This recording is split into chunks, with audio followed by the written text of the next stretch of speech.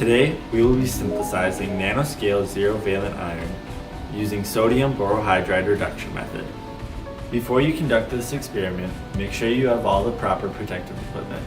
You're going to want to make sure you have your goggles, gloves, lab coat, long pants, and closed-toed shoes. Here's a list of supplies and tools you will need to conduct the experiment.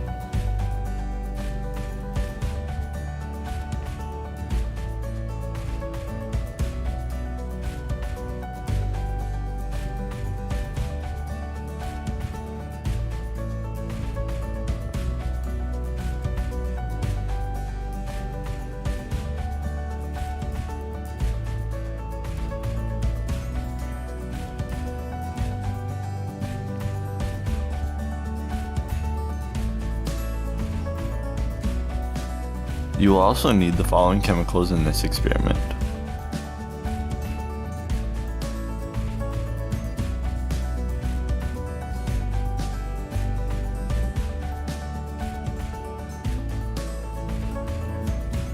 For step 1, you're going to want to measure 10 grams of ferrous sulfate heptahydrate salt.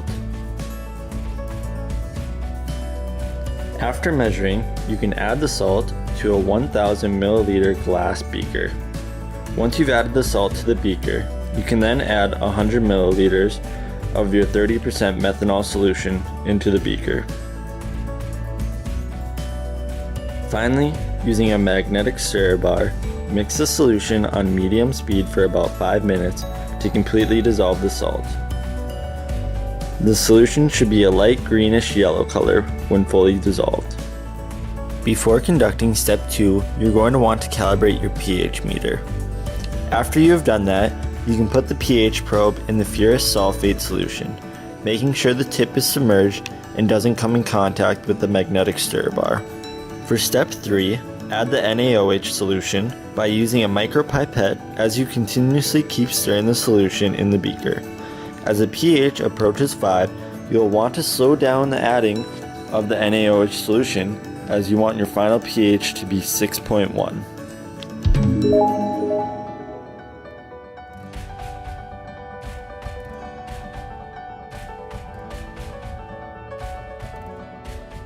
In step 4, you will first measure 3.97 grams of sodium borohydride.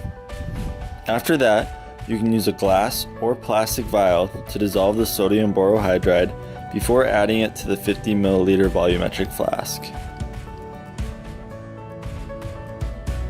After adding it to the flask, you can then use deoxygenated deionized water and fill the flask to the 50 milliliter line. Cover the flask and then shake well before using.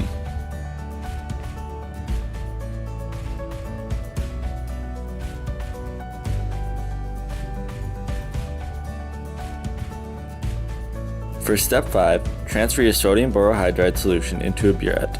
Add sodium borohydride dropwise into the ferrous sulfate solution under continuous stirring conditions. Please be very slow in adding the sodium borohydride. You will see the formation of black precipitate. You know now that something is forming, something solid. You also see a lot of bubbles frothing in the beaker. It is happening because of hydrogen gas generation. Once the burette is empty, you can continue stirring the solution and cover it to allow the reaction to continue. For step 6, after 20 minutes, transfer the solution into multiple glass or plastic vials. Stir the solution before pouring it into the vials to make sure the nanomaterial doesn't settle to the bottom of the beaker.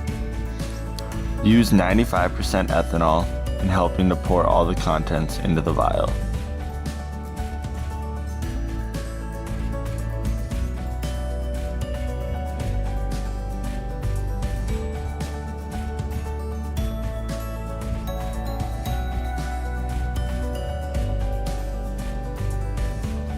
Once the vials have been filled, you can then centrifuge the contents at 3000 RPMs for 5 minutes.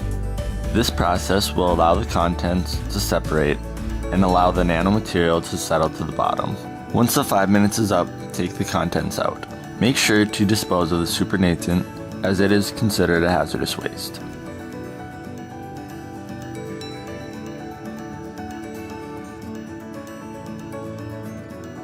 You're going to repeat this process 3 times by washing the contents with 95% ethanol.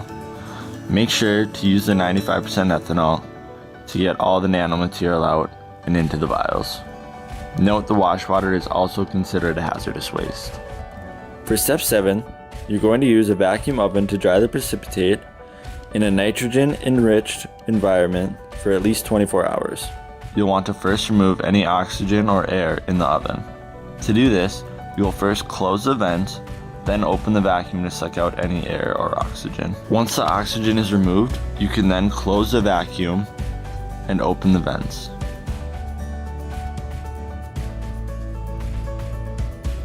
Slowly start adding the nitrogen to the vacuum oven and allow the nanomaterial to sit in there for 24 hours.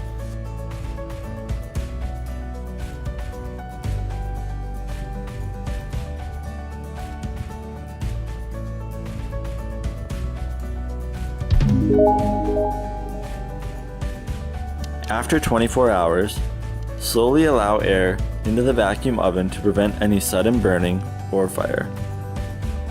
This slow exposure to air creates an oxide layer on nanoparticles that protect them from further sudden oxidation. This process is called passivation. Alternatively, you can store the precipitate in nitrogen environment.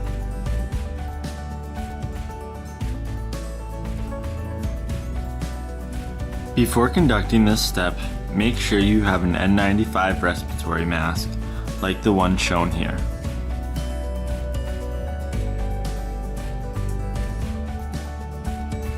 For step 8, we want to grind the material with a mortar and pestle to get the nanoscale iron particles. You will want to grind the material for about 2 minutes. Once you are done grinding the material, you can then transfer the nanoparticles into a 20 milliliter glass vial. Make sure you scrape the sides to get as much nanoparticles as possible.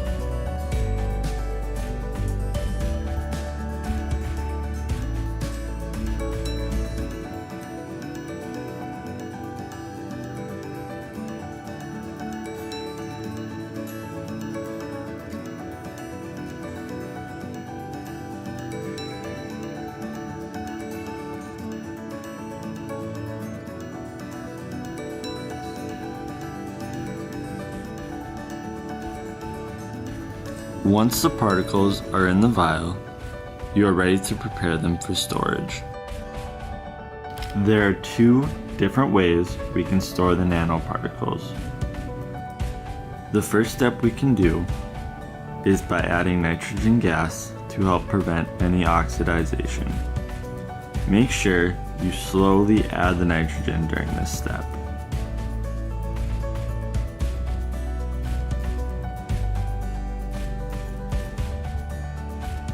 The second way we can store our nanoparticles is by simply adding 95% ethanol to the vial as shown.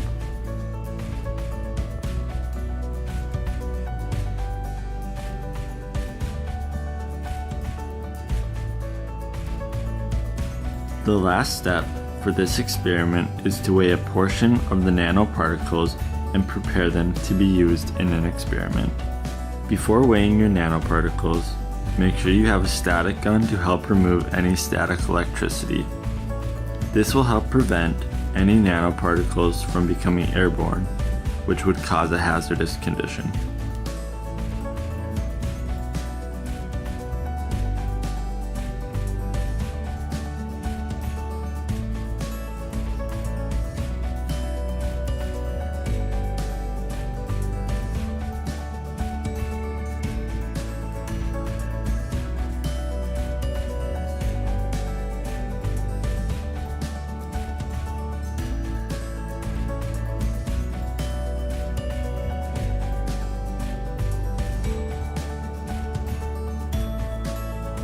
Please note that the nanomaterial is pyrolytic.